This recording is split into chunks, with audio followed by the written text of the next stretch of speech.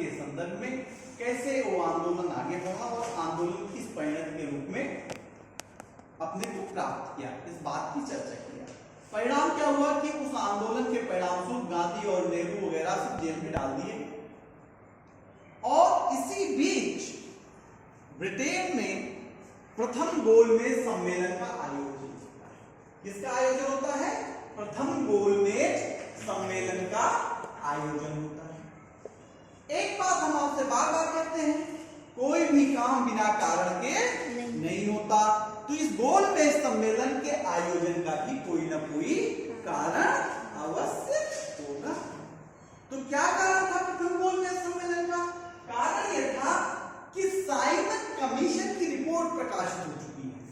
Simon commission की report प्रकाशित हो चुकी है, उससे भारत में जो समस्याएं पैदा हो रही हैं उन समस्याओं को कैसे सुलझाया जाए, इसलिए ब्रिटिश हुकूमत इंग्लैंड में एक गोलमेज सम्मेलन का आयोजन करती है, जिसमें 57 ब्रिटिश भारत के नेता, 16 देशी रियासतों के नेता और 16 ब्रिटेन के 3 राजनीतिक दलों के नेता इस आयोजन में सहभागिता करते हैं। सबसे बड़ी बात है, इस प्रथम गोलमेज सम्मेलन में कांग्रेस सहभागिता नहीं करती, क्योंकि कांग्रेस के तो जो नेता हैं वो सविनय अवज्ञा आंदोलन के कारण जेलों में बंद हैं, जेल में गांधी वगैरह बंद हैं, इसलिए प्रथम गोलमेज सम्मेलन में भारत की कांग्रेस और व्यापारिक नेताओं की भागीदारी नहीं हो रही है। और ये जो गोलमेज सम्मेलन हुआ 12 नवंबर 1930 को शुरू हुआ और जनवरी 1931 तक चला। कहां हुआ? लंदन में हुआ। कहां हुआ? लंदन में हुआ। इसका उद्घाटन कौन किया? वहां के सम्राट जॉर्ज पंचम ने। किसने? सम्राट जॉर्ज पंचम ने इसका उद्घाटन किया। और इस गोलमेज सम्मेलन की अध्यक्षता किसने किया? वहां के प्रधानमंत्री मैकडोनाल्ड ने किया। मैकडोनाल्ड वही है जो अभी अभी सरकार में आया है, लेबर पार्टी का प्रधानमंत्री है, जिससे भारत को बड़ी उम्मीदें थी, लेकिन सारी उम्मीदों पर क्या हो गया है? तो सारा पात हो गया है। इस सम्मेलन में श्रीनिवास शास्त्री, जयकर, टीबी शप्रू, अंबेडकर, जिन्ना, ये लोग सहभागिता कर रहे हैं। इस प्रथम गोलमेज सम्मेलन में कुछ बातें उभर के आई, कुछ सुझाव आए। क्या आए सुझाव? कि सबसे पहला संघीय शासन के आधार पर, किस शासन के आधार पर? संघीय शासन के आधार पर संविधान बनाने का काम किया जाए। संघीय शासन के आधार पर नए संविधान के निर्माण का कार्य किया जाए। दूसरा क्या आया? प्रांतों में उत्तरदायी शासन की स्थापना हो। तीसरा क्या आया? अल्पसंख्यकों के लिए गवर्नर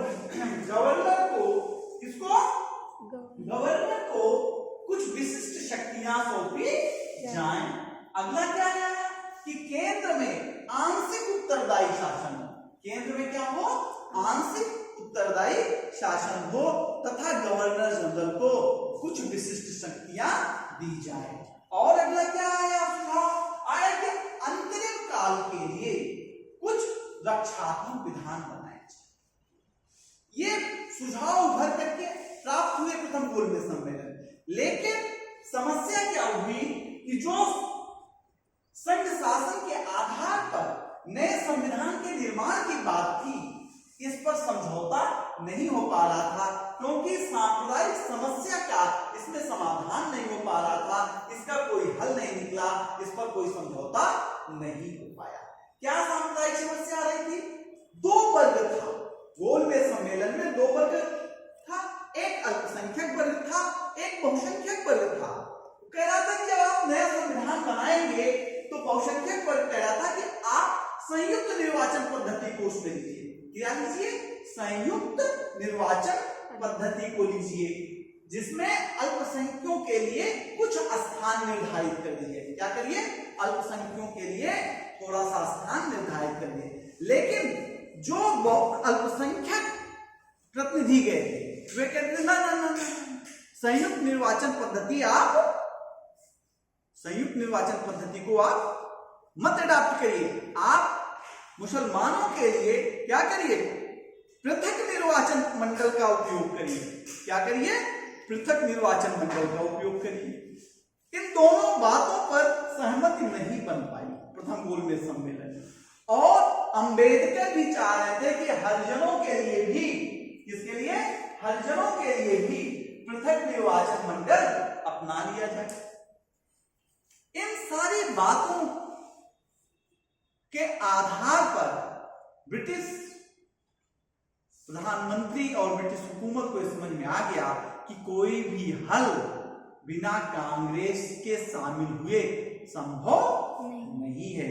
जबकि जैकब कह रहे थे कि आप औपनिवेशिक स्वराज की बात मान लीजिए तो भारत से स्वाधीनता की मांग अपने आप खत्म हो जाएगी।